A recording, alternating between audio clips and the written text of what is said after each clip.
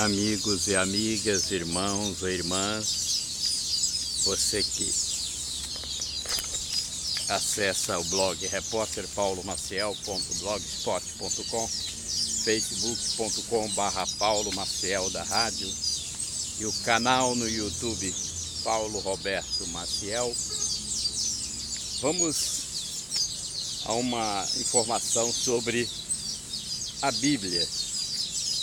O texto é retirado do livro Primeiros Passos com a Bíblia, de Paulo Basaglia, ou Paulo Basaglia, ou Paulo Basaglia, não sei qual a pronúncia correta do nome do autor, mas já deu para entender, né? Bem, vamos lá. Primeiros Passos com a Bíblia, eu vou logo falar do capítulo 3º. Vamos ver o que diz o capítulo 3º,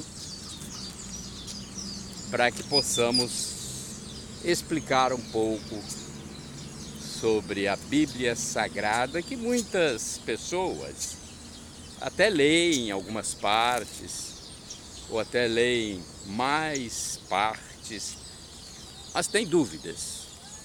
Então vamos às explicações do meu xará. Os 73 livros que se encontram na Bíblia, a Bíblia cristã, eles se dividem em duas grandes partes: Antigo e Novo Testamento. A palavra testamento vem da tradução grega para a palavra hebraica berit, que significa aliança, pacto. Na tradução grega de berit, de fato encontramos a palavra diatek, que significa testamento, contrato, aliança. Podemos dizer que as duas grandes partes da Bíblia se referem à antiga e à nova aliança entre Deus e o seu povo. Para nós cristãos, Jesus é o ponto de chegada do Antigo Testamento e o ponto de partida do Novo Testamento. Quando dizemos que a Bíblia é uma biblioteca de 73 livros, é preciso notar que existe uma diferença entre a Bíblia dos católicos e a dos protestantes. A Bíblia dos protestantes não traz 7 livros: Judite, Tobias, Primeiro Macabeus, Segundo Macabeus, Baruque, Eclesiástico e Sabedoria, além de Esther, capítulo 10, versículos de 4 a 16, 24 e Daniel 13 a 14.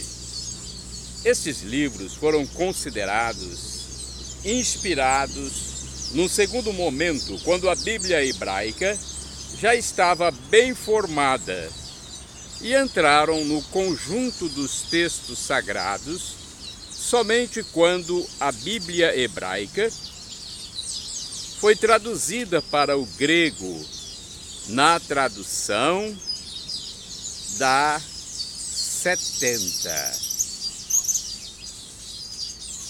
por volta do ano 250 a.C.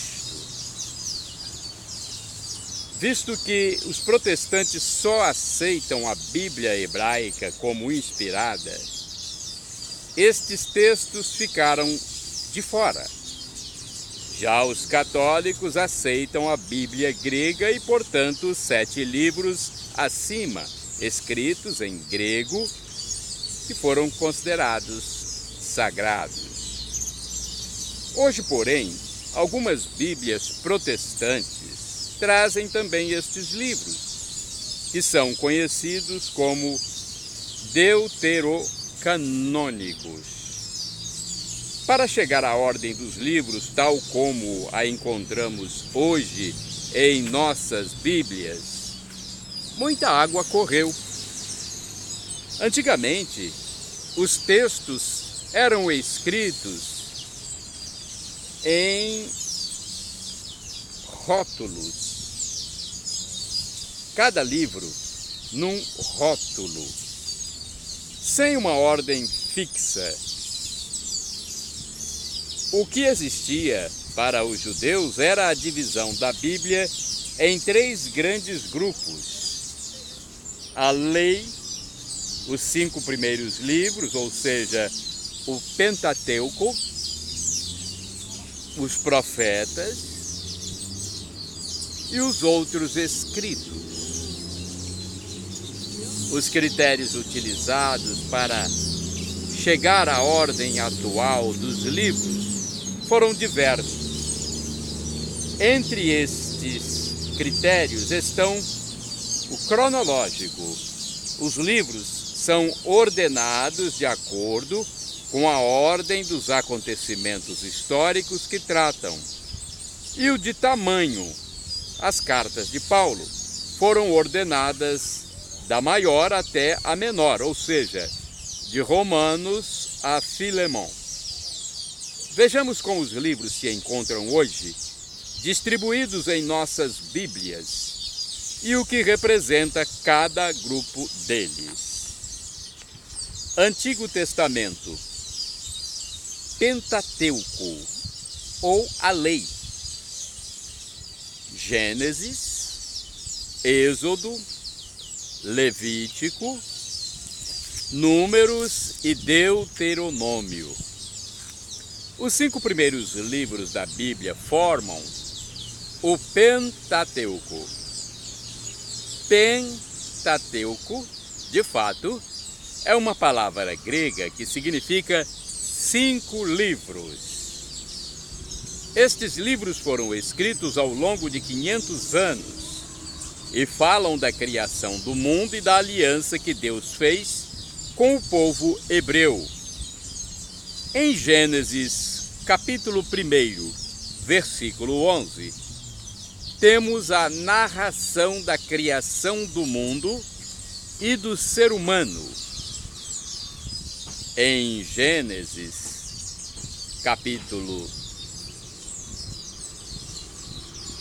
versículos de 12 a 36, a história dos patriarcas.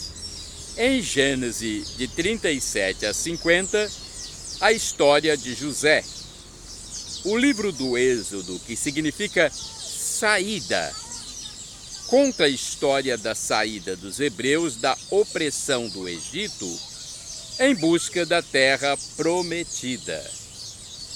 No Êxodo, Deus se revela como Javé e faz com o povo um pacto, entregando-lhe suas leis de vida. Os outros 3 livros também tratam da história da libertação do povo hebreu e das leis que o povo procurou seguir e adaptar ao longo da história. Livros históricos: Josué, Juízes, Ruth, 1 e 2 Samuel, 1 e 2 Reis, 1 e 2 Crônicas, Esdras, Neemias, Tobias, Judite, Ester e 1 e 2 Macabeus. Os livros históricos formam a maior parte do Antigo Testamento e contam a história desde a entrada na Terra Prometida até pouco antes do nascimento de Jesus. Tratam, portanto, da história do povo de Deus dentro da história do povo de Deus, tanto na Terra Prometida quanto no exílio.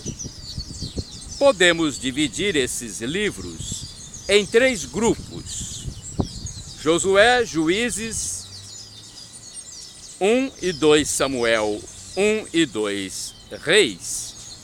Querem mostrar que o importante na caminhada do povo é a fidelidade à aliança com Deus. Se as lideranças e o povo desrespeitarem o pacto com Deus, acabam caindo em desgraça.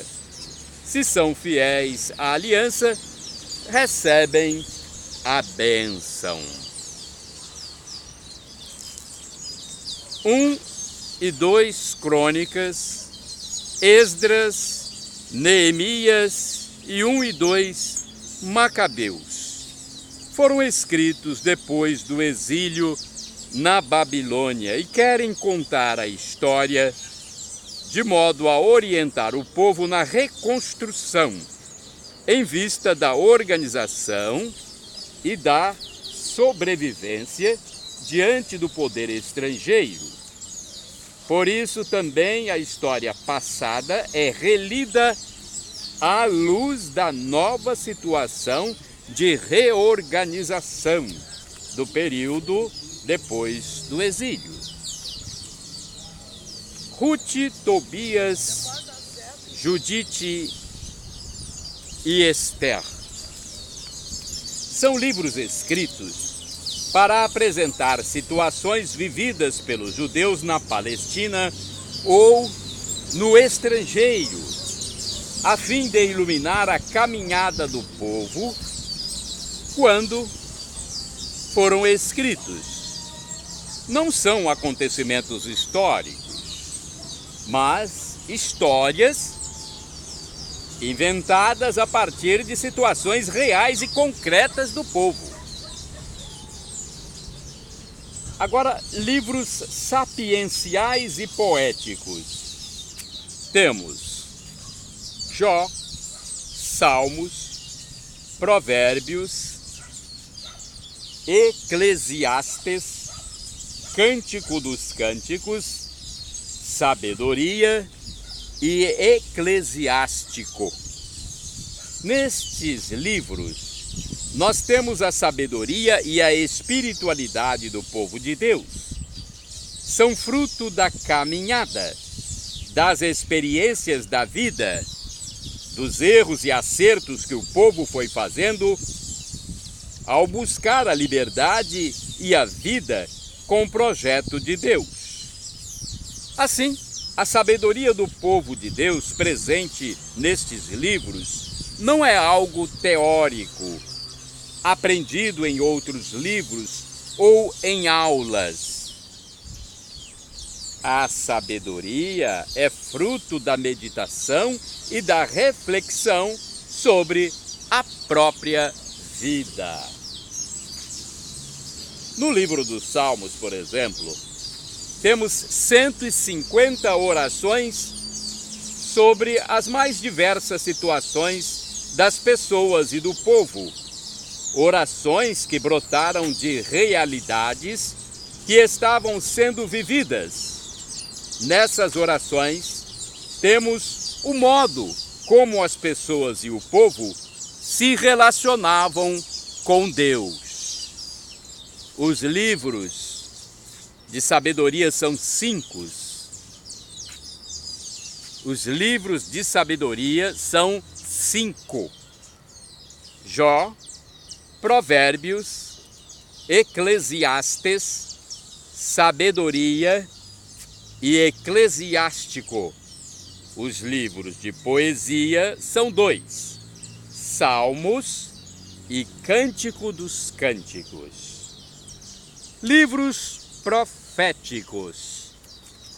Isaías, Jeremias, Lamentações, Baruque, Ezequiel, Daniel, Oséias, Joel, Amós, Abdias, Jonas, Miqueias, Naum, Abacuque, Sofonias, Ageu, Zacarias e Malaquias.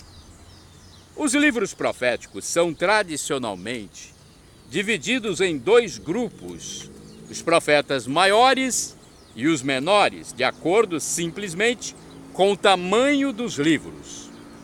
Os 4 maiores são Isaías, Jeremias, Ezequiel e Daniel. Nos livros proféticos encontramos os escritos e as pregações dos profetas, aqueles que ao longo da história convocaram as lideranças e o povo para a conversão, a volta ao projeto de Deus, denunciando as situações injustas e alertando para o julgamento de Deus. Quando acaba o reino de Israel e o povo vai ao exílio, os profetas anunciam a esperança, encorajam o povo a reconstruir a própria vida e história. São os chamados profetas da consolação, que exercem sua missão também no período depois do exílio. Novo Testamento. Evangelhos: Mateus, Marcos, Lucas e João. A palavra evangelho quer dizer boa notícia. Cada um dos 4 evangelhos narra a boa notícia de Jesus, sua vida e missão, desde o nascimento até a paixão, morte e ressurreição.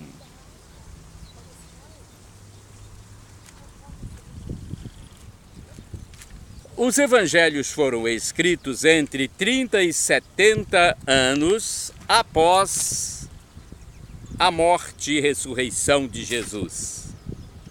Foram escritos a partir das histórias que as comunidades recordavam da vida de Jesus e transmitiam de boca em boca.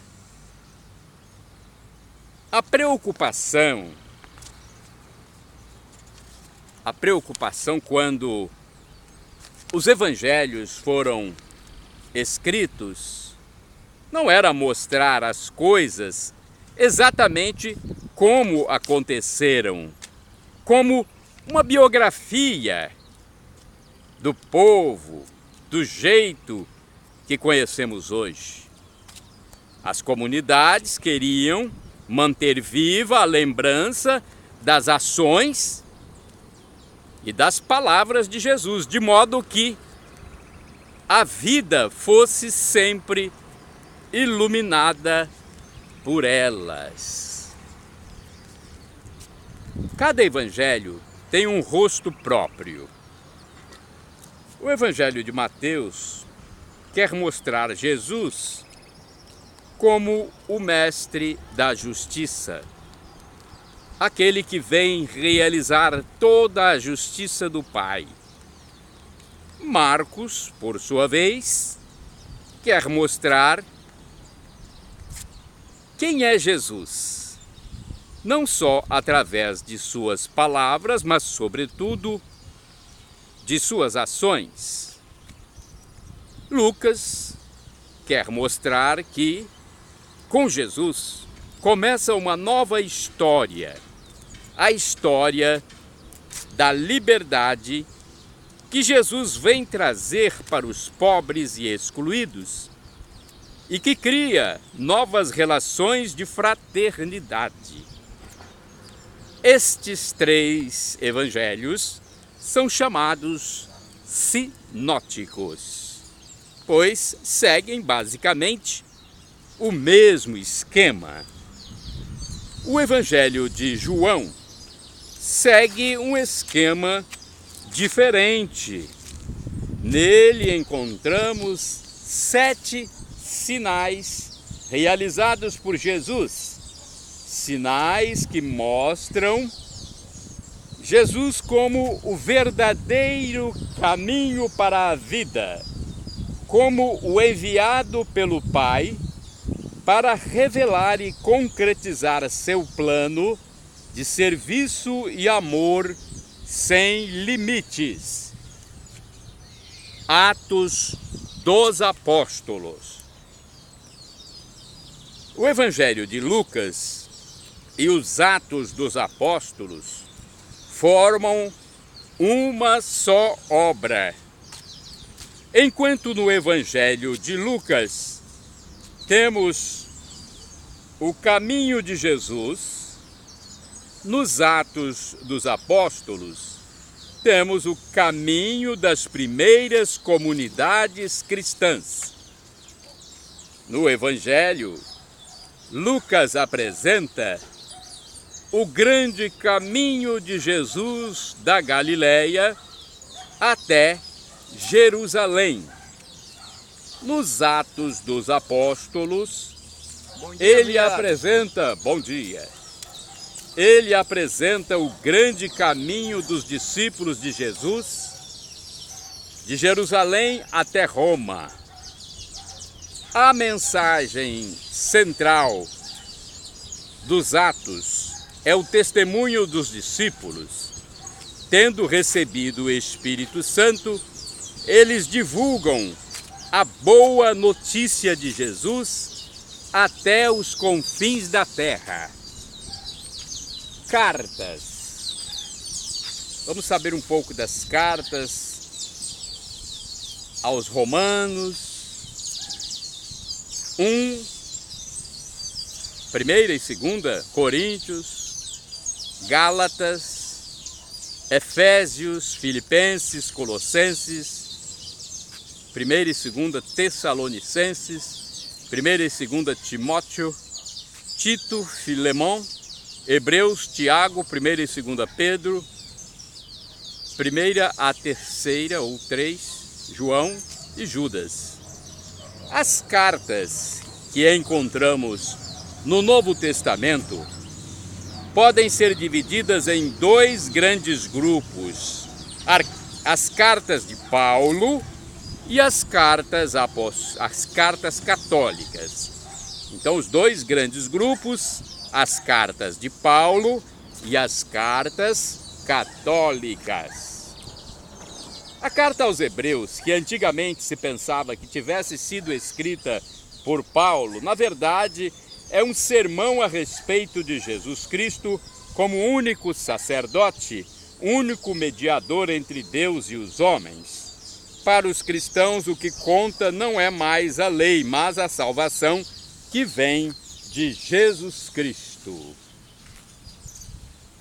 As cartas de Paulo foram escritas para responder a situações concretas e resolver problemas específicos das várias comunidades que o apóstolo acompanhava. As cartas católicas, ou seja, universais, recebem esse nome porque não foram escritas para pessoas ou comunidades em particular, mas para toda a igreja. As cartas católicas são 7.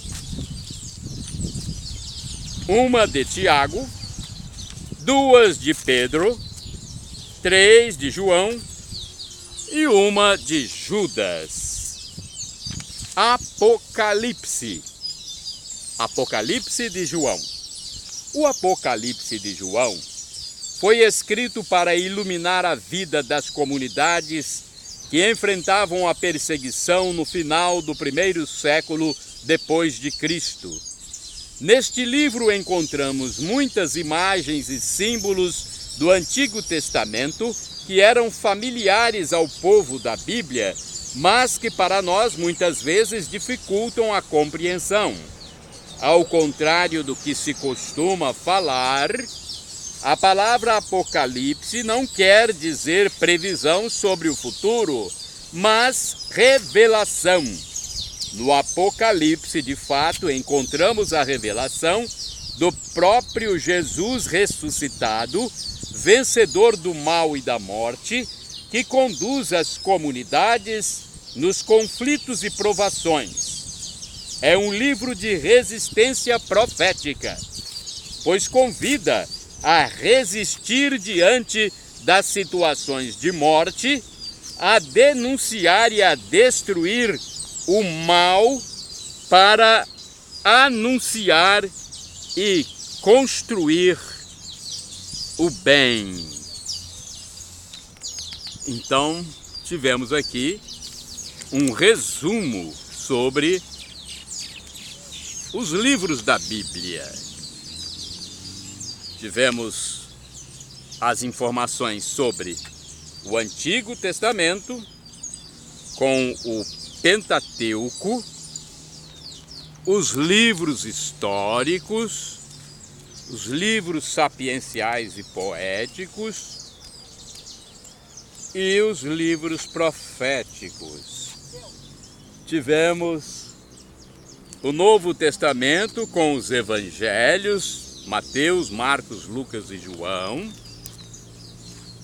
os Atos dos Apóstolos, as cartas de São Paulo aos Romanos, as duas aos Coríntios, Gálatas, Efésios, Filipenses, Colossenses, duas aos Tessalonicenses, duas a Timóteo, a Tito, a Filemon, carta aos Hebreus, carta de Tiago, as duas de Pedro e as três de João, além de uma de Judas. E por fim, o Apocalipse. Então trata-se de um resumo retirado do livro Primeiros Passos com a Bíblia de Paulo Basaglia, ou Paulo Bassaglia, ou Bassalia. Eu não sei a pronúncia correta. Essa questão de nomes depende de cada família. Não sei como a família pronuncia, mas Bassaglia parece um nome italiano e seria Bassalia, a pronúncia mais aproximada. Bem, temos mais algumas informações aqui do livro Primeiros Passos com a Bíblia. A Bíblia é um conjunto de livros escritos durante vários séculos. Ao pé da letra, a palavra Bíblia significa livrinhos, pois é o plural de biblion, palavra grega, significa livrinho, que por sua vez é o diminutivo da palavra biblos, livro. Quem primeiro usou a palavra Bíblia para se referir às Sagradas Escrituras foi João Crisóstomo, no IV século depois de Cristo. Na Bíblia nós temos assim uma coleção de livros menores, diferentes entre si, cada qual contendo uma mensagem e procurando iluminar a vida do povo de Deus de acordo com a realidade de quando foram escritos. Esses livros falam da história e da experiência de um povo do Oriente, o povo de Israel. Escravo no Egito, este povo experimentou Deus como o Deus da vida e da liberdade, o Deus que deseja conduzir pelo caminho da liberdade em vista da vida plena para todos. Deus e o povo de Israel fizeram juntos uma aliança, um pacto, um acordo. Deus prometeu a liberdade e a vida, prometeu acompanhar e proteger sempre o seu povo. O povo, por sua vez, prometeu caminhar sempre segundo a vontade do seu Deus, vivendo na fraternidade, como irmãos. O problema é que, da parte do povo, essa promessa foi constantemente quebrada, surgindo daí conflitos e opressões dentro do próprio povo de Deus e de outros povos em relação ao povo de Israel. É a história dessa aliança que temos na Bíblia. São, ao todo, 73 livros. E nesses livros temos vários modos de escrever. Tem história, poesia, hinos, cartas e outros estilos de acordo com a mensagem que se queria comunicar. Bem, esse texto que eu estou transmitindo a vocês, que acessam o blog repórterpaulomaciel.blogspot.com, facebook.com/Paulo Maciel da Rádio, canal no YouTube Paulo Roberto Maciel, está contido no capítulo 1 do livro de Paulo Bassaglia. O que é a Bíblia? Um livro de livros menores. Então vamos ao segundo item. Um livro de livros menores é o primeiro item, o primeiro artigo. E agora vamos ao segundo item, ou segundo artigo. Ou segundo... não sei dizer se é segundo item ou segundo artigo. Mas vamos lá, segundo ponto.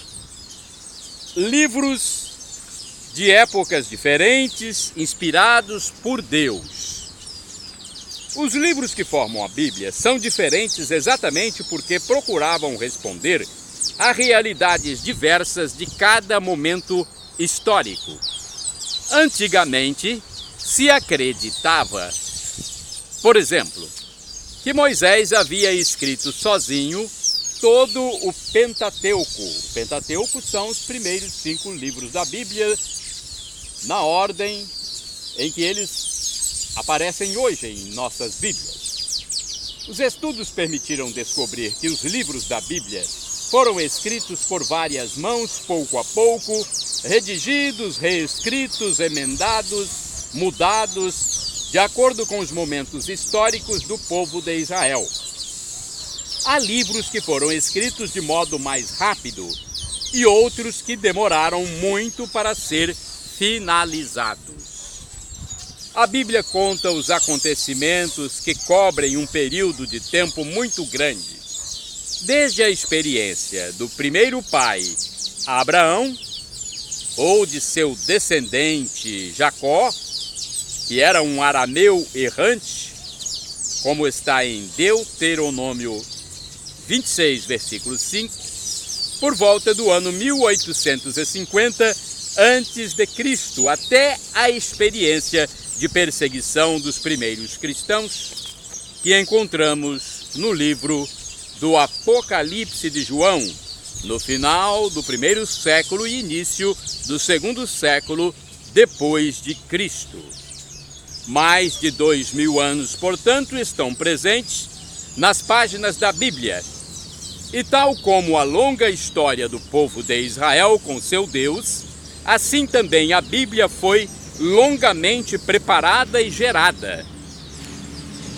Ela é, por isso mesmo, inspirada por Deus. Todos aqueles que escreveram os textos bíblicos procuraram expressar por meio deles a vontade de Deus na caminhada do povo. Deus iluminou e inspirou essas pessoas na descoberta do seu projeto de liberdade de vida. Foi um processo dinâmico e gradual. O ser e o agir de Deus foram sendo descobertos aos poucos até a revelação total que se deu com Jesus Cristo o revelador perfeito do projeto de Deus Pai.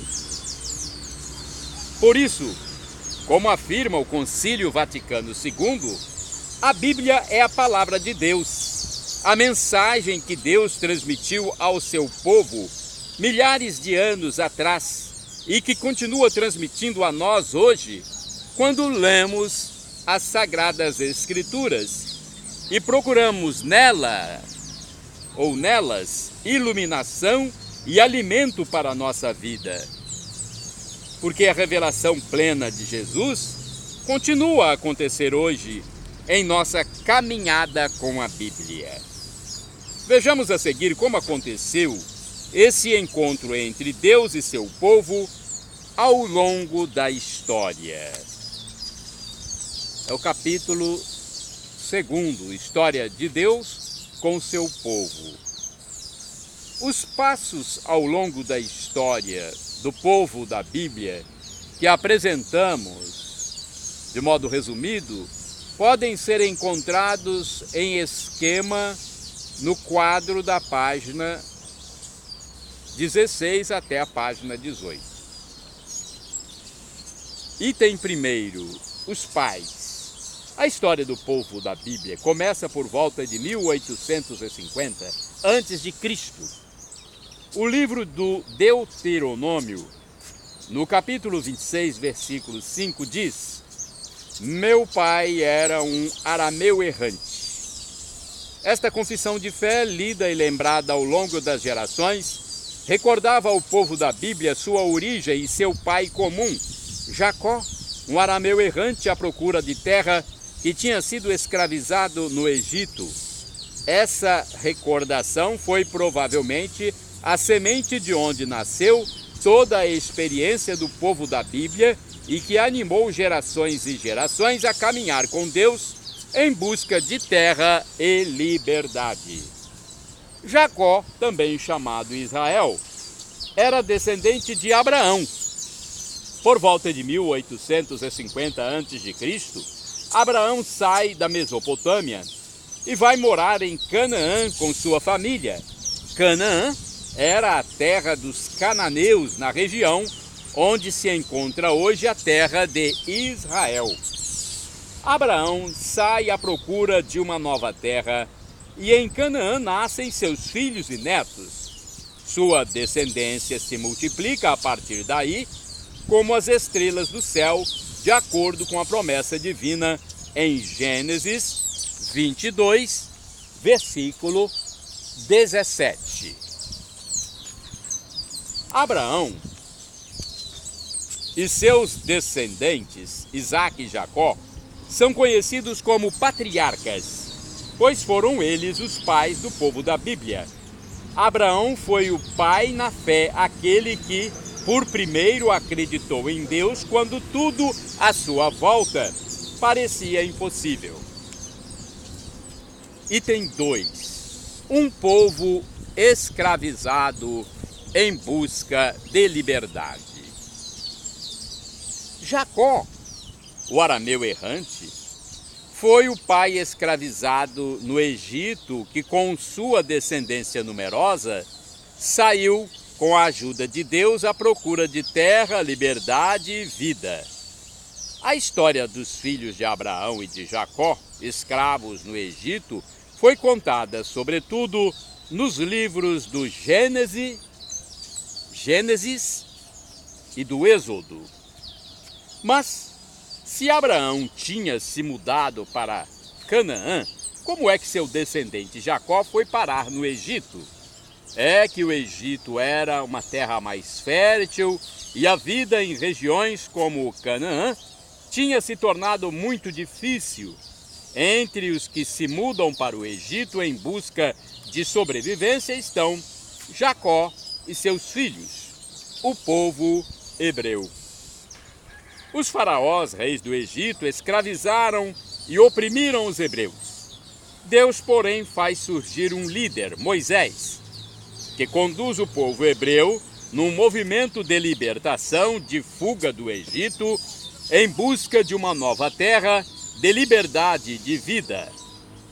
Deus promete ao povo uma terra e essa promessa anima o povo a sair em busca de liberdade. Este movimento de libertação, no entanto, foi difícil e longo. Foi uma caminhada de 40 anos pelo deserto em direção a Canaã. Moisés morre antes de chegar à terra prometida e Josué o substitui na liderança do povo. Item 3. Um sistema igualitário de tribos.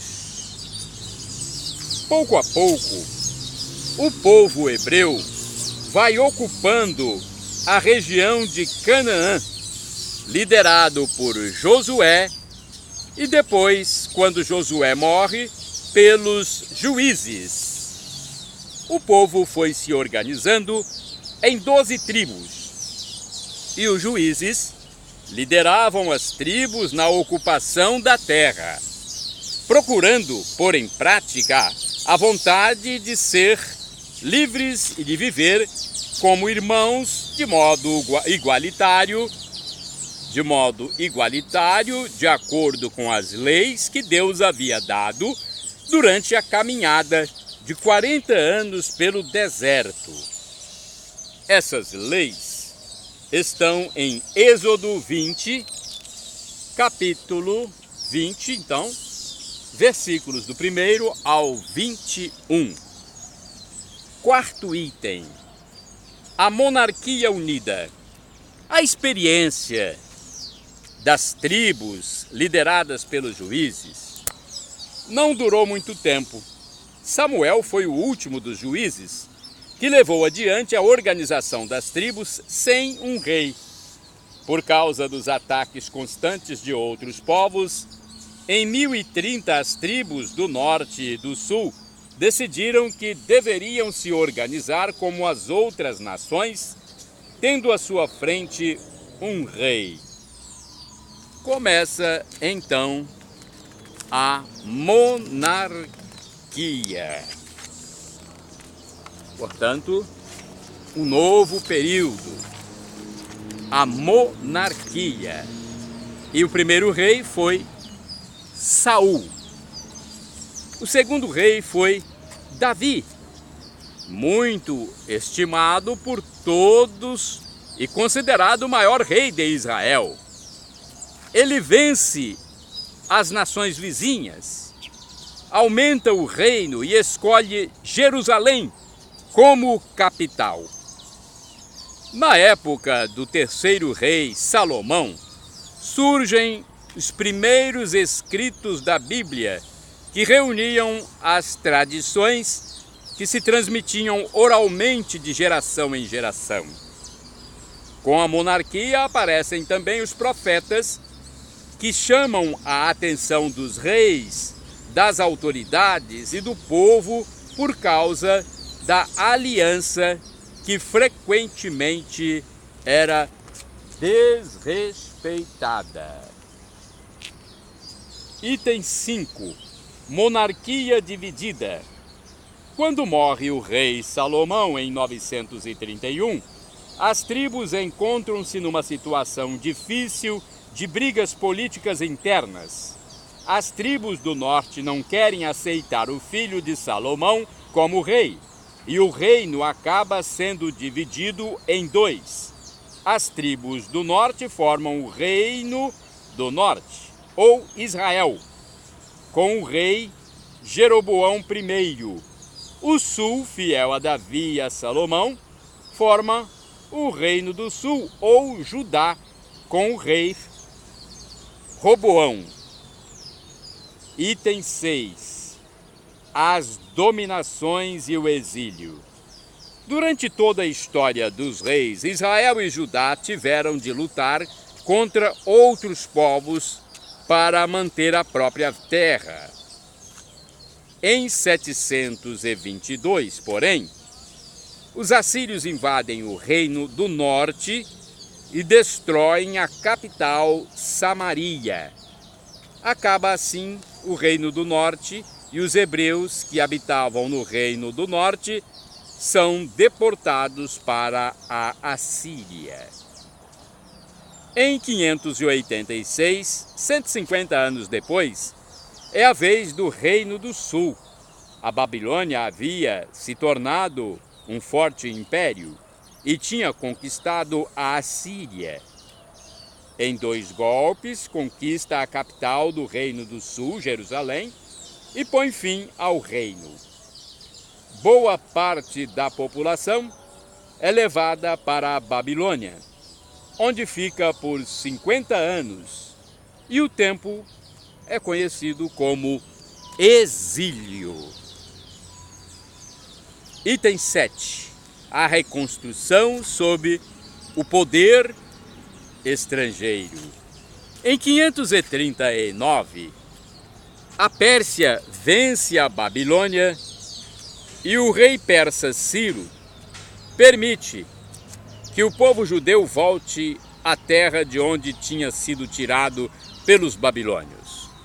Começa então a reconstrução do Templo de Jerusalém, mas daí em diante o povo de Deus nunca mais teve liberdade política, pois foi sempre dominado por nações estrangeiras. A esperança de reconquistar a liberdade nunca morreu, no entanto, e no meio do povo foi se acendendo sempre mais a esperança de que viesse um novo libertador, um descendente de Davi, um Messias, ou seja, alguém ungido como rei, que libertasse o povo judeu do poder estrangeiro. Item 8. A novidade de Jesus Cristo. Jesus aparece na história humana quando o povo de Deus alimentava a esperança de reconquistar a liberdade e a vida e de poder disputar da própria terra sem os mandos e desmandos de potências estrangeiras. Jesus reúne seguidores, ensina e age como mestre. Seu ensinamento baseia-se no amor sem limite, sobretudo pelos pequenos, fracos e excluídos. Jesus vem revelar o projeto de vida de Deus, Pai.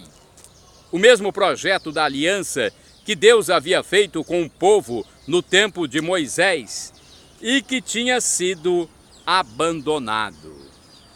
Nesse projeto não havia lugar para a violência.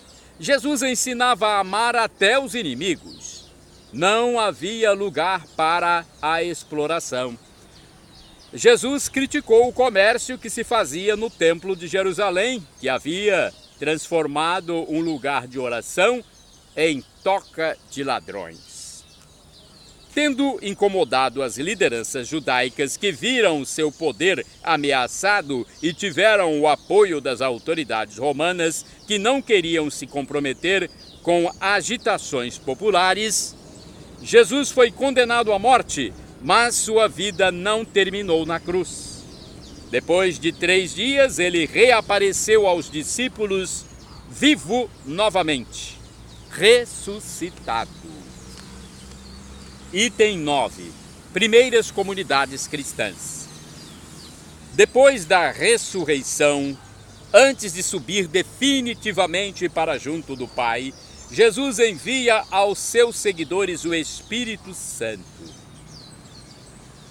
O Espírito que animará a comunidade dos discípulos e os fará recordar tudo o que ele havia feito e falado enquanto estava entre os homens.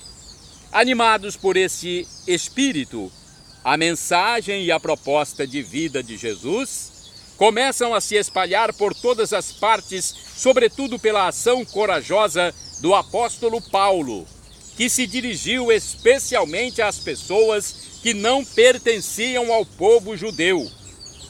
Assim, aparecerão comunidades formadas tanto de pessoas vindas do povo judeu, quanto de outros povos. Comunidades que procurarão viver na prática os ensinamentos de Jesus, buscando relações de fraternidade, de serviço e de vida para todos. Portanto, aqui temos uma boa parte do livro Primeiros Passos com a Bíblia, de Paulo Basaglia, ou Basaglia. É para você que acessa o blog repórterpaulomaciel.blogspot.com, facebook.com/Paulo Maciel da Rádio e o canal no YouTube Paulo Roberto Maciel. Shalom Adonai é uma expressão em hebraico que quer dizer a paz do Senhor. Maranata ou Maranatá, dialeto de Jesus, o aramaico, quer dizer Senhor, vem! Senhor, vem! Aguardamos a sua segunda vinda, a segunda vinda de Cristo, para nos levar com Ele a viver a vida eterna, onde, como diz o apóstolo São Paulo, é a glória futura que será revelada em nós. São Paulo diz: o sofrimento de agora nem se compara com a glória futura que será revelada em nós. E temos ainda uma expressão hebraica que diz assim: El Shaddai. Significa Deus onipotente, Deus todo-poderoso. Olha, acredite nele.